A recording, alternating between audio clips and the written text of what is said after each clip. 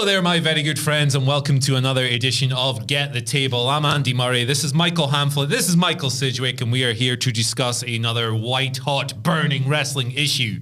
Today, it's all about Cody Rhodes, who this week has proven everybody wrong. Michael Hamflett, here's the suitcase. Unpack it, please. Thanks very much. Yeah, Cody Rhodes walked into Canada, which typically might have been seen as a hostile place for a babyface that is evidently being pushed by WWE, while another babyface who is, by the way, also being pushed by WWE, but is one perceived to be loved by the fans more, and didn't get booed. There was no remote idea that there was a sense of rebellion against the push that is happening for Cody Rhodes, nor did he perform like a guy that was a bit nervous about his reaction. He went out there. He played the number one contender, babyface challenger for the title at WrestleMania, which is what he's done since he returned at the Royal Rumble, where he also got a good reaction, which is also where people were concerned about what kind of reaction he would get in contrast to Sami Zayn. This is a pattern that's happened every week since January, basically. Cody Rhodes and Sami Zayn have been able to exist at the same time as top babyfaces, and Cody is the one that has been selected for Mania since the Rumble, and there has been, truthfully, no obvious threat to that in arenas. There is loads of discussion about if this can continue all the way to WrestleMania, but with Ottawa being in Canada, with it being just a day removed from Elimination Chamber, that was the location where people thought finally this might kind of cause problems, and it just didn't. Cody and Paul Heyman had a great face-off. Cody's momentum felt as hot and as rolling as ever, and we kind of move now onto the post-Canada weekend period for WWE and assume that that might have been the last hurdle they had to cross with him. We assume at this point anyway. Yeah, with Cody, I think what a lot of people don't get is, I think when people have these conversations, and I don't think they're in bad faith or anything like that, and I'm not saying I know more, because quite frankly, there is an argument to be made that Sami is the guy, he drives TV ratings, he moves that needle. Is there a big rush to get Cody into that main event picture? But I think people talk about this sometimes, not all people, but as if we're in a different, older paradigm. Yeah. And I don't think that's the case. Genuinely, I feel like we're not in 2015 anymore. I've said this ad nauseum. We don't have to fan cast a work rate underdog hero into a role that WWE would never want them to be in the first place. Because I think this current WWE audience, and I could be wrong because I can't really articulate them, I struggle to do that, enjoys having two different character archetypes, recognizing that one is doomed to not win the big one, but they have a different prize at the end, a different goal on their own specific journey. And Cody's got a different one. I feel like they've had the balance perfect, quite frankly, throughout this WrestleMania season, even if there is an argument that, you know, maybe it could have been Sami's time. And I think balance is the perfect word to describe Cody's character. He embodies, but also very, very subtly and intelligently kind of subverts what it is to be that face of WWE. He's a guy who can ironically and unironically point at the WrestleMania sign, and the people who think it's lame think it's funny when he kind of takes a piss out of it, and the people who love it because he kind of means it as well. He's very savvy, he's very smart, he knows how to play that audience, he's a very, very good babyface, and I think that, and we might be stepping on the toes of another point that was set to make, so I'll keep this brief. It's that I think people have too much respect for him. I think if there was ever love to hate, he's become such a meme that you can't not respect him for it, but we'll touch on that imminently. He is, at his core, a very smart and a very silly man simultaneously. We'll talk about that in a little bit. And there's probably a wider point to be made as well. WWE fans are not going to these shows to tear up beach balls and chant CM Punks anymore. That Rebel fan does not exist anymore. They migrated. Exactly. Another company was created and off they went, and now we're left with people who just want to watch the show, which is very fair indeed. So we're at this pretty interesting point. This is almost unique in the last 20 years or so, where simultaneously, concurrently, whatever word you want to use, WWE have two incredibly hot baby faces, both of whom could really headline WrestleMania in terms of how well they're doing at the moment. But neither of them appears to be cannibalizing each other's popularity. Like we've just gone over, Cody's getting amazing cheers, Sami's getting amazing cheers, no one's getting in each other way.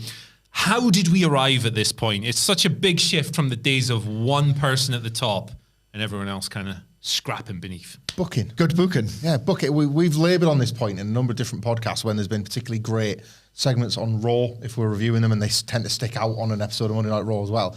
But good booking dating back to, at the absolute earliest, the summer of last year, when Sami Zayn was deeply entrenched within the bloodline, and yet everybody knew, post Cody's titty falling off, that the Rumble was a guarantee, because it was from then. It felt like a guarantee from the night after WrestleMania when Cody Rhodes kind of called his shot about doing what Dusty couldn't and winning the title 1 year later. Instantly, because there was so few babyface contenders in that company, he felt like a Royal Rumble winner. But especially when he was injured, and especially when everybody's immediately racing to see what the timeline for recovery is and all that sort of thing. So when WWE were kind of able to see that they had the potential of two hot baby faces around WrestleMania season, and that obviously fell in line with Vince McMahon resigning in disgrace and Triple H, for his many faults, being a guy that seems to like logic and plotting where possible. They've worked towards it. I look back at the best of the Bloodline segments in the post sort of Clash at the Castle pre-War Games period, and what that did for Roman Reigns and the Bloodline to lead into War Games, which itself led into the Christmas break and into the Royal Rumble. They knew that entire time that Cody Rhodes was also coming back. It wasn't something that they were blindsided by, which to Sidgwick's point feels like a paradigm of a decade gone by, because we as fans could always see that they were going to run into trouble, and yet WWE refused to. It's like, if you put Daniel Bryan in that boiler suit, I think come Royal Rumble season, people are still going to want him to win the Royal Rumble, even if he's with the Wyatts. They would just ignore that. But they never did with Cody. They never ever did from December. It was the Christmas Day episode when he did quite a sort of clandestine video studio promo. Really looking forward to coming back, guys. See you soon. And then they ramp up the Triple H Beautiful Day adjacent vignettes. They announce him for the Rumble. He's not kept a surprise. It's not we're waiting for number 30. Here he comes. Cody Rhodes was in the Rumble and in it to win it. They planned for this and had a bit of faith in their booking actually paying off. And for the most part, there's loads of, I think for the most part, good faith, as Cedric says, debate about the bloodline. You can see their plans playing out the way they want them to, even if, say, Elimination Chamber maybe wasn't to everybody's taste, or some people wanted Sami to win. They had a plan, and they appear to be sticking to it. The point about the two main eventers, and that should never be a bad thing anyway, but it's an especially good thing right now in WWE when you have two main events. Like WWE, they might shoot for parity, should I say. They might shoot for putting Rhea Ripley, Charlotte Flair in the main event, would be parity at this point, but they might shoot for parity by putting Rhea Ripley and Charlotte Flair on night 1 and Roman Reigns on night 2. But there's just as strong an argument for the Usos, Sami and Kevin to main event night 1 as something to tee up the night 2 main event, and Roman Reigns not being his best self. Sami and Cody right now are both are making a strong argument for WrestleMania main eventers, and WWE in a position where they can give it to them both. That doesn't feel as much like an accident as it would have done even 12 months ago, let alone several years back. Yeah, the concise answer is that they've booked two very different characters very, very well indeed. A bit of happenstance, but that's always the case in wrestling, in which Cody's injury deprives people at the most fortunate and unfortunate time, because people realize this guy's awesome. He's come in, he's worked an absolutely incredible trilogy with Seth Rollins, he's playing the part, he's just incredible, and just when we were really gravitating towards him, he's gone away. Sami Zayn plays this incredibly different, sympathetic underdog who just wants validation, who just wants friendship at the end of the day, and he's going to get that reward. So that's the basic answer. And just a brief tangent here, I again think that the wrong comparison's getting used. Cody Rhodes isn't Batista. Cody Rhodes isn't Roman Reigns. I think that Sami Zayn being Mick Foley is a great shout. But let's not pretend that the world is going to end in 3 months. It might, knowing how it's going. But let's have a bit of faith in WWE.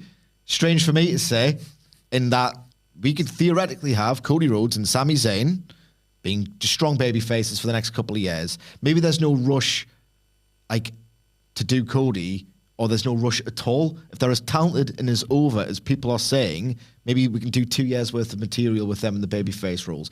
I think the comparison here is Tetsuya Naito and Kenny Omega. Kenny Omega was the one to dethrone Okada when everyone wanted it to be and thought it was going to be Tetsuya Naito. And just to extend that comparison further, if it goes tits up, and we're going to delve into that imminently, if it goes tits up for Cody, what happened with Tetsuya Naito? The fans didn't stop believing him because they were besotted with him. They stuck with him. He was a star, just like Sami Zayn's a star. He got this Great program with Chris Jericho to reheat him, which is really underrated. I think that was so successful as a rehab job. And then at Wrestle Kingdom 2020, he won the big one. He finally got it 2 years after everyone thought that was going to happen. And then, before the pandemic struck, Tetsuya Naito drew the biggest gate in what is...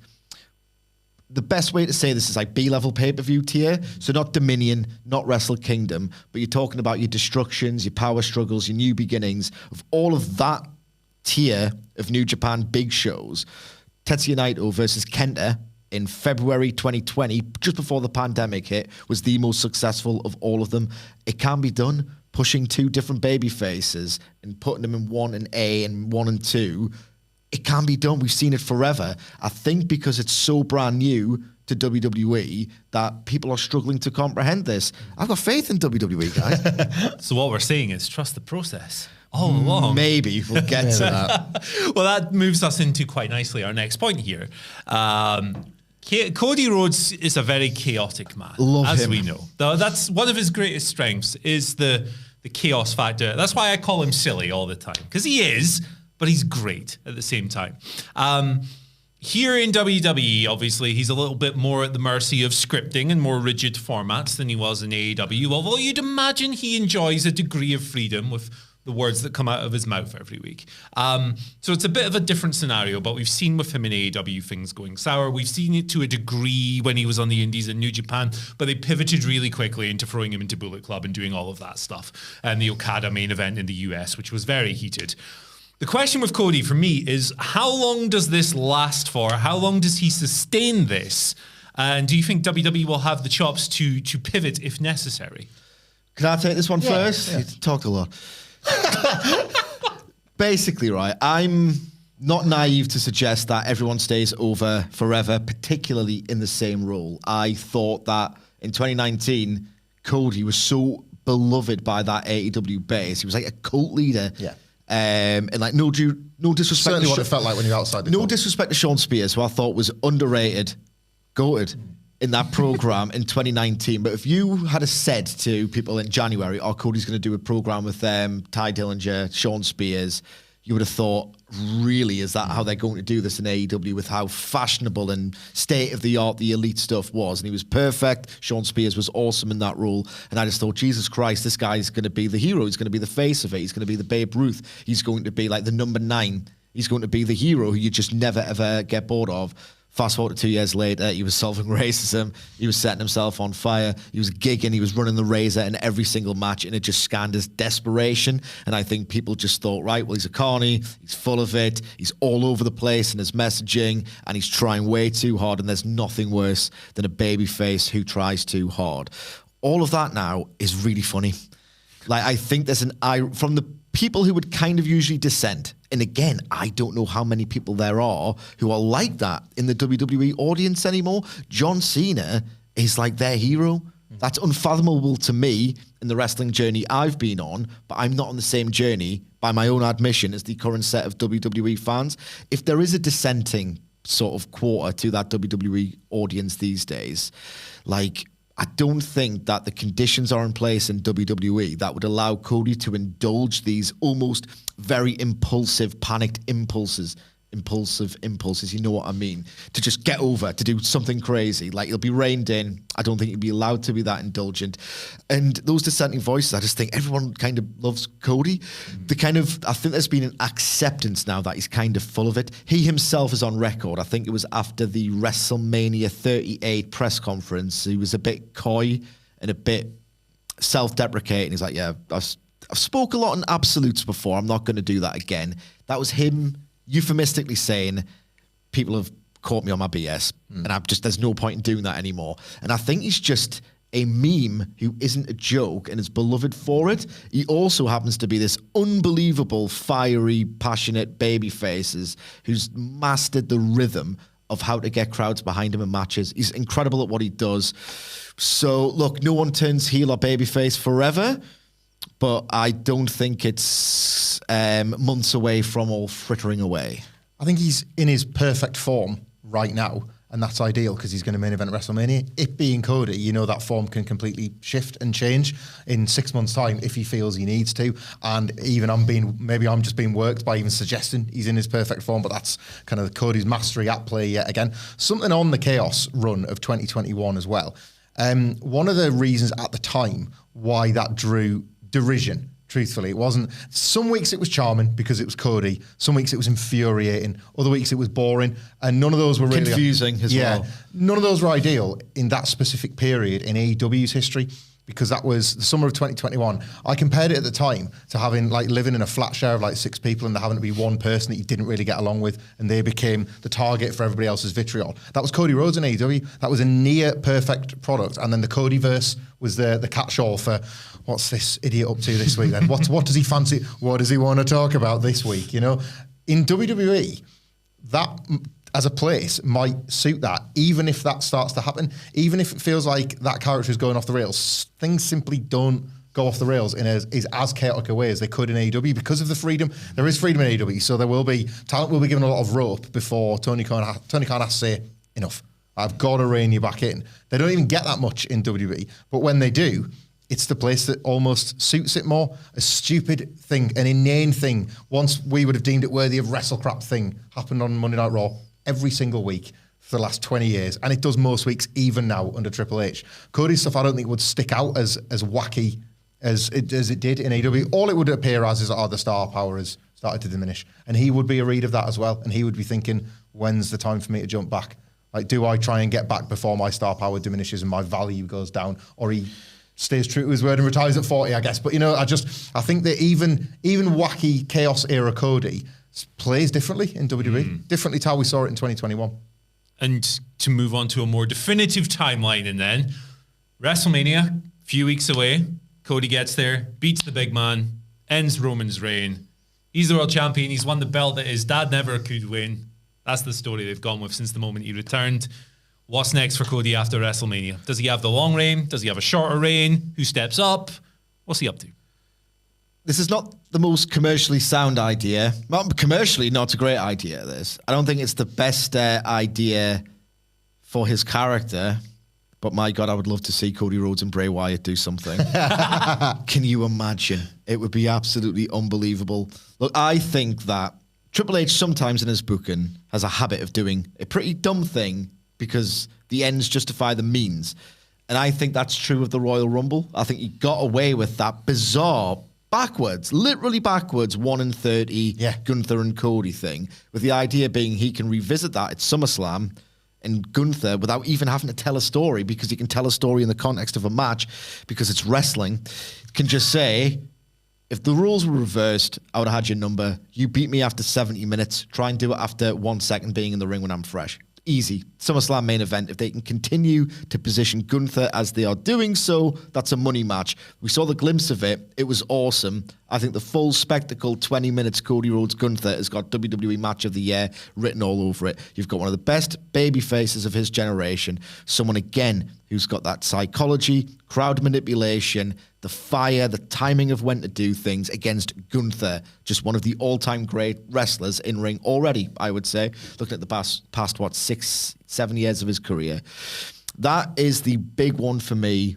The first one where I'd buy a title switch. Is there anyone on that roster now where I'm going to buy a title switch off? I'm not sure, and I think that's a problem. And I think it could be a little bit dry and bland between WrestleMania and SummerSlam, and this is the risk that Triple H always takes by virtue of being dry and bland. I would turn Drew McIntyre heel. I'd like to see that. There's loads of... Cody has said for WrestleMania he's going to represent all the indie companies he worked for on his weight belt and things like that, and this is going to be... Which in a way is like... That'll annoy Strowman. He could be a heel. Yeah. There you go. Which in a way kind of actually makes him a perfect amalgamation of the John Cena figure and the indie flippy guy that fans rally behind. Cody's saying, I'm both, actually, so you don't need to worry. But I think there's something that hasn't been explored with Cody yet, because he came back and he feuded with Seth, had won nothing match with The Miz, and then has kind of gone straight into winning the Rumble and fighting Roman Reigns, or targeting towards Roman Reigns. They've avoided pretty much everybody else of significance. Cody Rhodes versus Brock Lesnar is the sort of thing that you can still pitch quietly as this is an AEW dream match that you never thought you'd get. Cody Rhodes can easily position himself as the guy that came over from AEW now that he's done the WWE bit. He's got, I've come here because I've got to win, live my dream of being WWE champion. Right, I got that now. Actually, the cool thing is that I set up over here and now I want to fight all these guys from over here. And like Brock Lesnar is a one. Like I whinged that we never got Punk in AEW when they were both on the same roster. Cody has still got that AEW sheen to him if he wants to like turn up the volume within himself about it.